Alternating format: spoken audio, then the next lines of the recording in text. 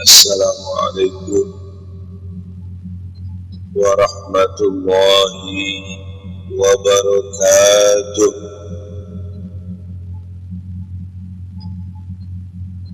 Bismillahirrahmanirrahim. Alhamdulillah alladzi bi ni'matihi tatimmus shalihat. Wassalatu wassalamu ala sayyidi sadat sayyidina wa habibina wa syafi'ina wa qurrati a'yunina Muhammad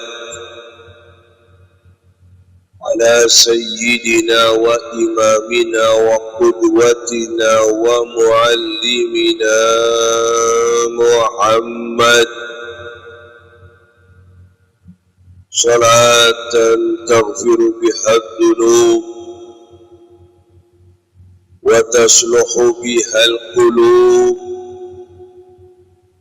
wa tantaliqu biha al-usub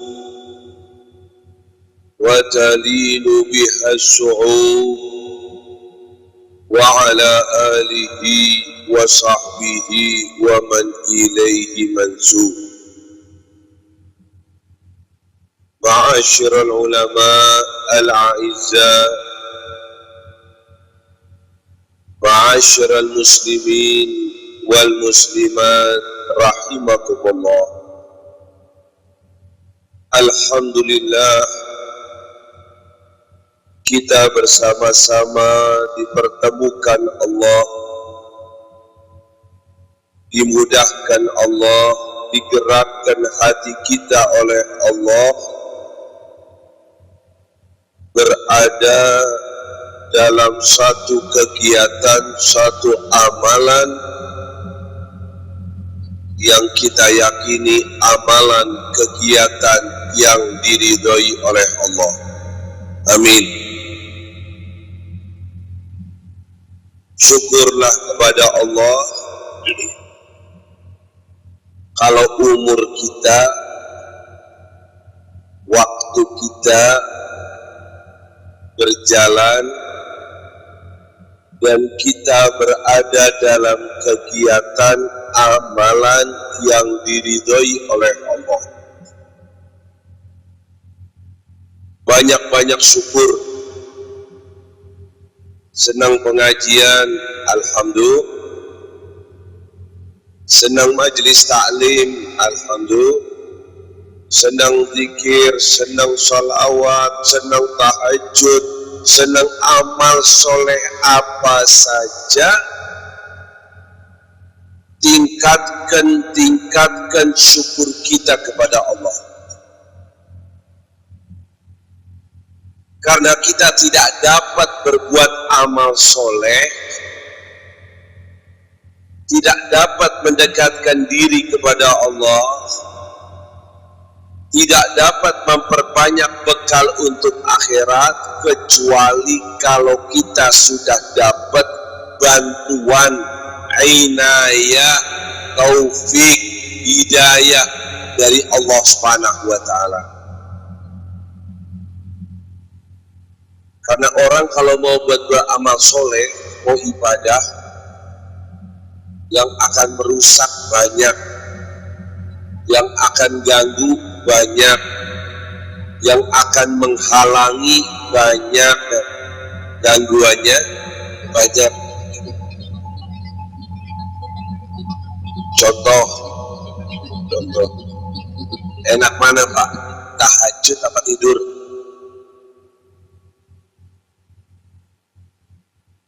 Tahajud apa tidur?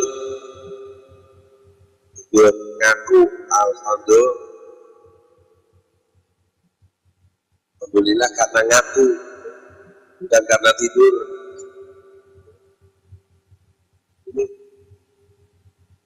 Enak mana baca Quran apa TV? Quran apa TV? TV, alhamdulillah. Alhamdulillah ngaku.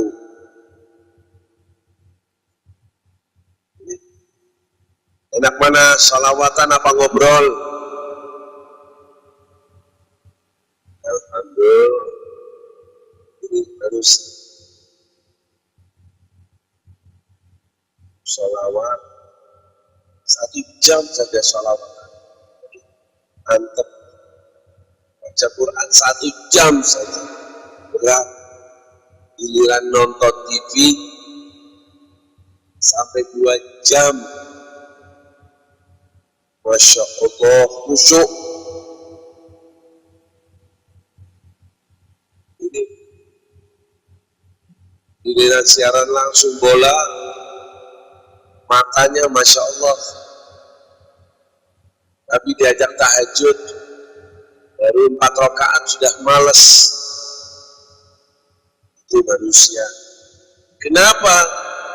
Karena di sana ada syekh, ada ada hawa nafsu, rintangannya banyak, gangguannya banyak. Itulah Nabi tegaskan, ujibatil jannatu bil makari, dikelilingi surga itu dengan yang tidak enak. Ayo zikir, ayo salawat, ayo bangun malam, ayo hadir pengajian, ayo majlis taklim. Itu surga. Kalau neraka, ujibatil nar bisyahawat. Neraka dikelilingi dengan nafsu. Di sini sewaktu kita senang pengajian, sewaktu kita senang majelis zikir, sewaktu kita senang tahajud, sewaktu kita senang amal soleh, banyak syukur. Alhamdulillahilladzi bi ni'matihi tatimmus shalihat. Senang ibadah, senang majelis taklim, berarti kita insya Allah dapat hidayah, dapat taufik, dapat bantuan, dapat inayah dari Allah. Kenapa saya ngomong semacam ini? Karena malam ini acara imtihan. Harus semuanya banyak syukur. Wali murid yang punya anak-anaknya mau di pesantren harus banyak syukur. Santri yang mau belajar di pesantren juga banyak syukur. Kiai ustadz yang ditakdirkan Allah sebagai kiai, sebagai ustadz, meneruskan misi Rasulullah, mendidik, mengajar, mengenalkan Allah, mengenalkan Rasulullah, banyak yang mau bantu, yang punya duit, konglomerat, pedagang, mau bantu pesantren, mau jalannya Allah dibantu, maka juga banyak syukur. Sebab apa? Semuanya ini yang menggerakkan Allah. Bisanya santri mau belajar, bisanya kiai mau mengajar, bisanya ustadz, bisanya wali murid, bisanya orang yang mampu mau membantu. Semuanya ini gerakan hati dari Allah. Pak, kok lemes, saya belum panas, masih duduk, enak duduk daripada berdiri. Bu, paham? Ini cukup. Alhamdulillah, umur berjalan dalam amalan yang diridhoi oleh Allah. Amin. Waktu berjalan sedangkan kita berada dalam ibadah kepada Allah. Amin.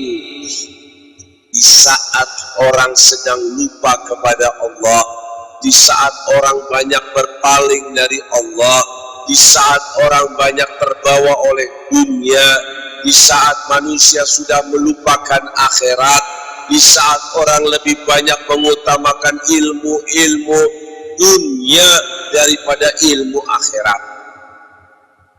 Masih ada orang-orang yang mau menuntut ilmu agama Allah. Masih ada wali murid yang memilih pesantren daripada sekolahan umum.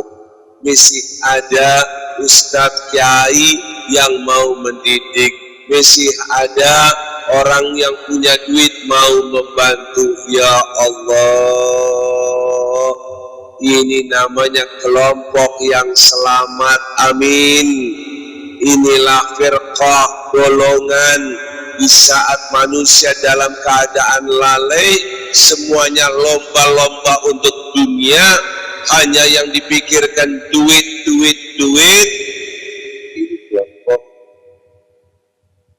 yang selalu dipikirkan adalah akhir walal akhiratu khairul laka minal.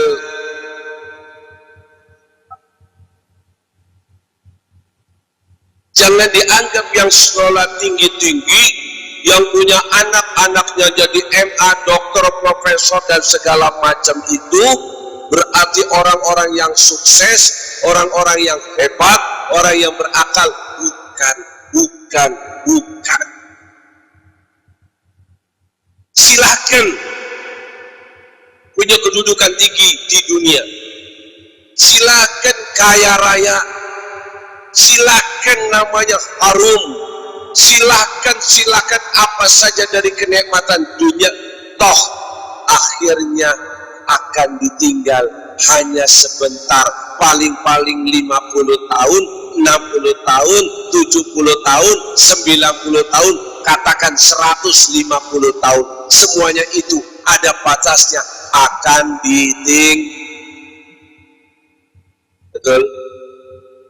betul Pak. Jangan kecil hati, pondok. Jangan kecil hati kalau anaknya di pesantren, bangga. Biarkan tetanggamu, biarkan temanmu, biarkan familimu ini dan itu. Biar ambil ini dunia. Silahkan kaya raya, silahkan punya jabatan tinggi, silahkan namanya harum, silahkan jadi ini dan itu. Sebentar, hanya berapa tahun, sebentar lagi akan ditinggal. Masukkan dalam akal kita biar kita tidak terbawa oleh arus. Jadi kalau kita insya Allah yang kita fokuskan, kita pikirkan selalu akhirat. Orang bilang ini primitif, ortodok, ketinggalan zaman. Biar yang penting kuburanku, kuburan orang tuaku, anakku besok menjadi raudhah min riyadil jannah. Amin. Yang penting besok dapat syafaatnya Rasulullah. Amin. Yang penting besok diakui oleh Nabi Muhammad. Amin. Yang penting besok selamat dari neraka. Amin. Yang penting besok dimasukkan ke surga Allah. Amin. Berapa lamanya? Kalau masuk surga berapa lamanya? 50 tahun? 70? 100? 150? 200? Selama-lamanya. Mau pilih mana Pak? Dunia, kaya raya, senang, bahagia. Begitu masuk kuburan, naudzubillah, dia tidak kenal agama, dia lalai kepada Allah, dia tinggalkan kewajibannya, dia terjang larangan Allah. Neraka tempatnya, naudzubillah min. Apa nikmatnya dunia?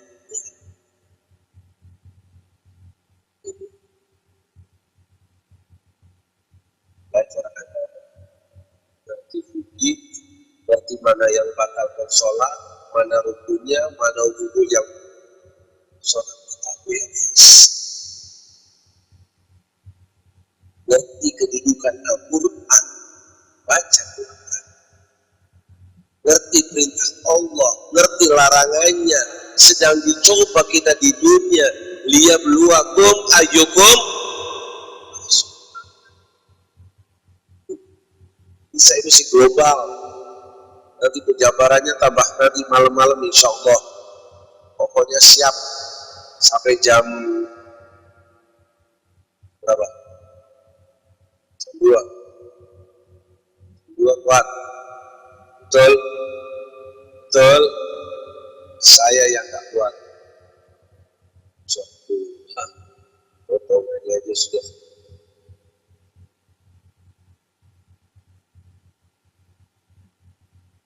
Belajar didikan pesantren akan mengenal Allah, akan mengenal Rasulullah, akan tahu apa yang akan dialami besok setelah meninggalkan dunia yang fana ini.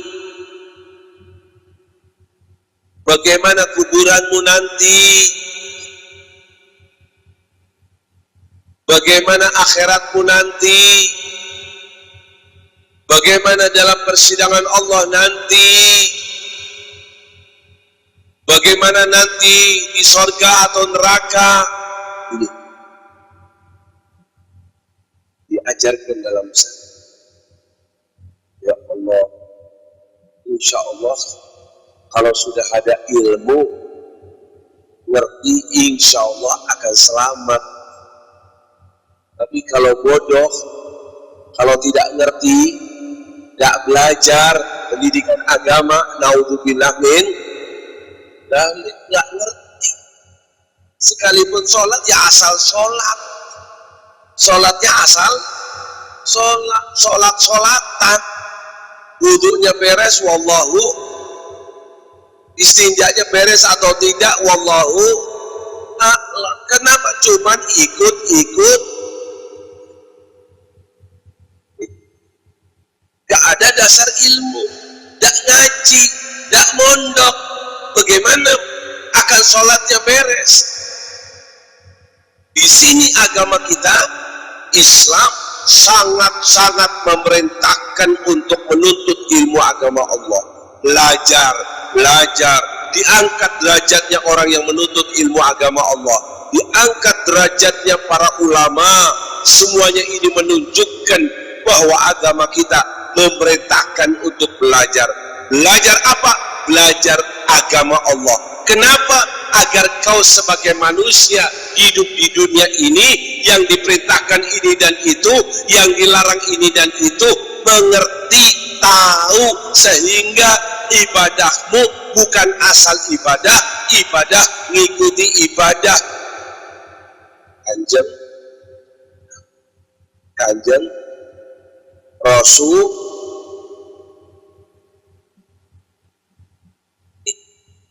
bukan asal sholat.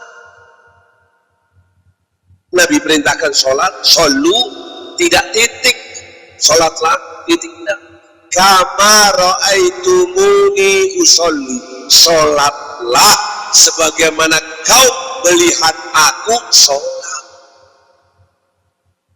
Ada kewajibannya, ada rukunnya, ada yang batalkannya. Paham Pak? Ada jawaban. Terus saya berdiri, tak betah duduk.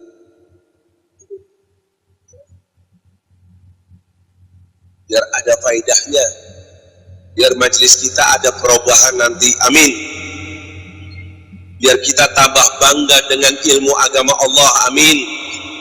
Bangga dengan pesantren, amin. Tidak terbawa oleh arus dunia, naudzubillah. Kita tetap menjadi kelompok yang selamat, amin.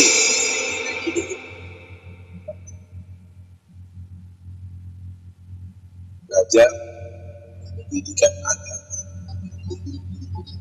berarti tujuannya bukan kedudukan dunia, bukan titel dunia, bukan kenikmatan dunia. Kalau orang belajar pengetahuan umum, ya Allah pengen jadi dokter biar nanti banyak belajar pengetahuan umum biar nanti jadi menteri, biar apa? Biar banyak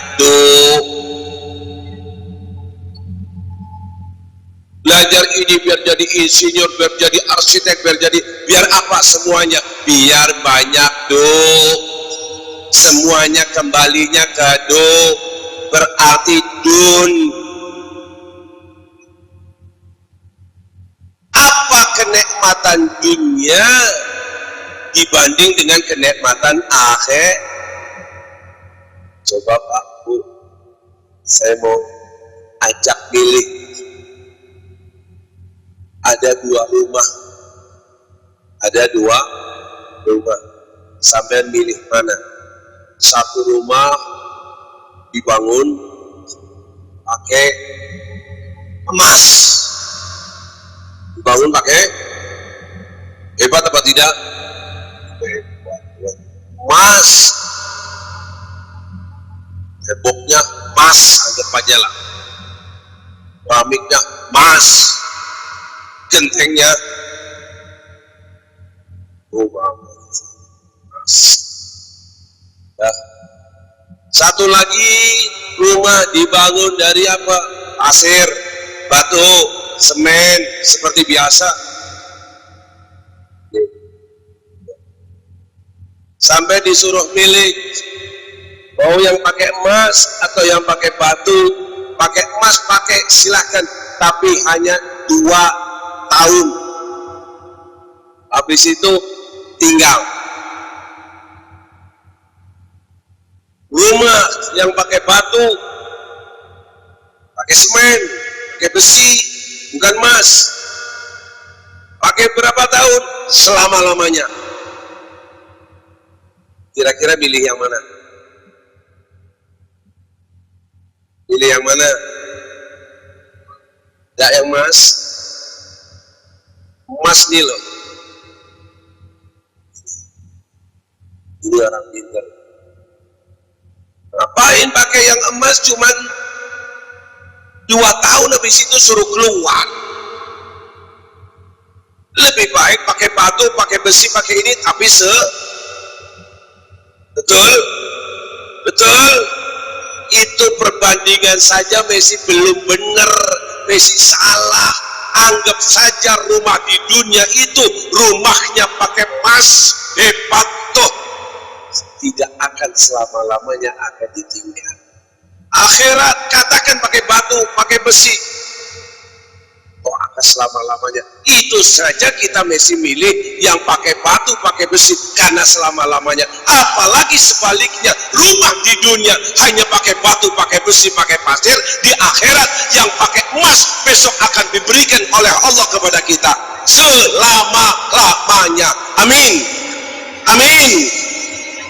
Ini saya ingin takriban lidhin, pendekatan kepada akal kita. Bangga anaknya ngerti agama, bangga anaknya di pesantren. Ini yang akan menyelamatkan besok. Dunia sebentar, aku hidup di dunia melarat gak masalah, hidup di dunia penyakitan terus gak masalah, hidup di dunia tidak punya nama, tidak punya kedudukan gak masalah. Hanya berapa tahun, sabar, toh akan ditinggalkan. Yang penting ibadahnya, yang penting sholatnya, yang penting husnul khatimah, yang penting kuburannya raudhah min riyadil jannah. Amin. Doktrin semacam itu dalam hati kita.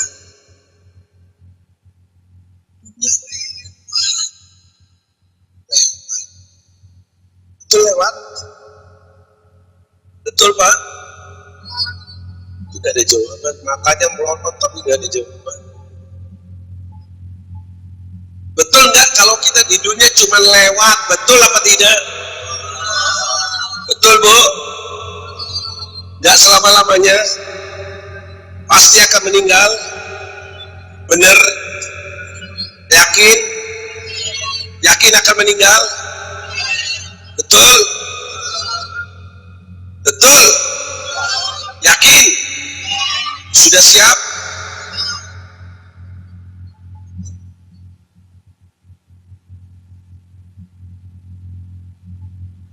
Yakin apa tidak? masuk kuburan? Nanti mau dimandikan, dikafani, disolati, dimasukkan ke liang kubur, yakin? Yakin? Sudah siap?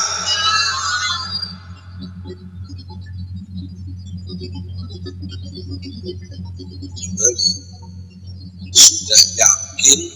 Belum siap. Ditambah lagi ketawa. Ya Allah, pantasnya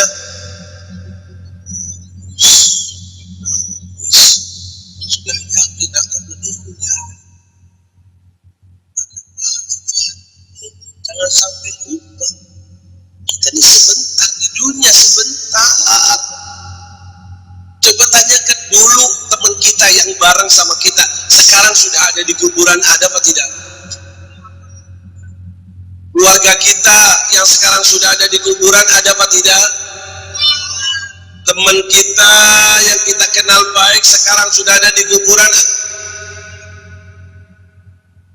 Nanti kita cuma tinggal tunggu giling. Pasti akan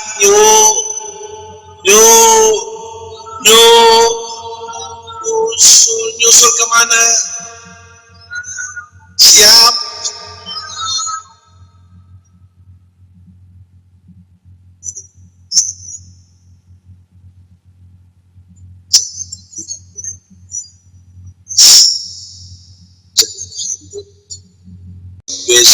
Besok sewaktu menghadap persidangan Allah, sewaktu menghadap ke Rasulullah, kira-kira diakui oleh Nabi Muhammad atau tidak, kira-kira masuk golongannya Nabi Muhammad atau tidak, kira-kira dapat syafaatnya Nabi Muhammad atau tidak, kira-kira amal solehku lebih banyak atau tidak, kira-kira aku dimasukkan ke surga atau tidak.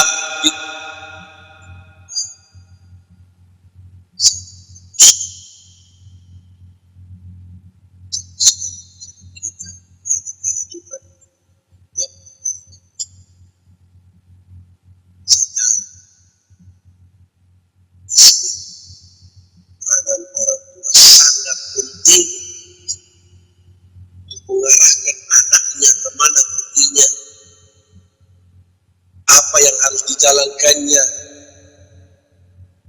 Pendidikan agama inilah yang akan menyenangkan, pendidikan agama inilah yang menjadikan takut kepada Allah. Innama yakhshallaha min ibadihil ulama. Yang takut kepada Allah itu hanya para ulama. Kenapa? Artinya yang mengenal kepada Allah, artinya yang sudah menuntut ilmu agama Allah, artinya yang sudah tahu ancaman peringatan yang datang dari Allah, sehingga dia takut bermaksiat, takut berkata-kata dusta, takut makan harta orang lain, takut meninggalkan perintah Allah, takut hidupnya sudah ibadah saja, sudah sholat, sudah tahajud, masih wa qulubuhum wajilah, selalu dalam keadaan ketakutan kepada Allah. Kenapa semacam itu? Karena betul-betul mengenal Allah. Kenapa? Karena dia belajar agama Allah. Kalau tidak kenal Allah, tidak kenal Rasulullah, tidak tahu ancaman, tidak ingat dari akhirat, dia seenak-enaknya.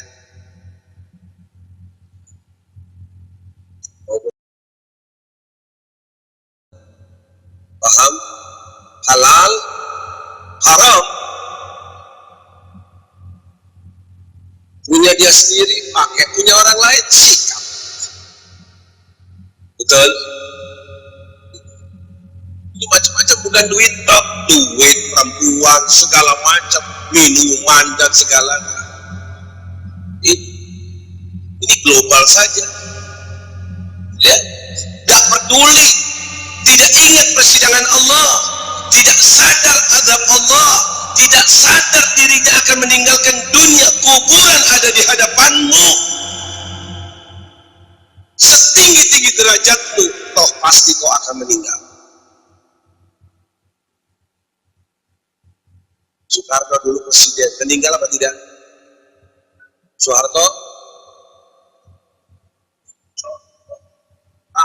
tertinggi kita. Gak usah bilang RT RW lurah, presiden aja.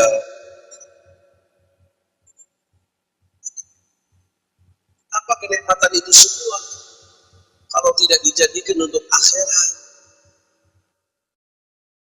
Persidangan Allah di sini biar kita tahu, sadar kedudukan pesantren, kedudukan para ulama, kedudukan para ustadz. Bersyukur kalau di tengah-tengah kita ada pesantren, berarti amanat Allah yang Allah berikan kepada aku, yaitu anak yang harus dididik, yang harus dikenalkan Allah, yang harus mengerti kewajibannya. Ada orang yang mau mendidiknya, ada ustadz yang mau mengajarnya, ada kiai yang mau memberikan pelajarannya. Ya Allah, syukur, alhamdulillah. Sebetulnya yang harus ngajari anaknya itu siapa? Ya bapaknya, ya ibunya. Bukan kiai, bukan ustaz. Yang kewajiban itu kita. Kita yang diberi oleh Allah ini, kalau diberi anak, berarti diberi amanat. Diberinya dalam keadaan apa? Fitrah, suci, bersih. Jangan bilang ini dasar anak jahanam, ini dasar anak nakal. Tidak.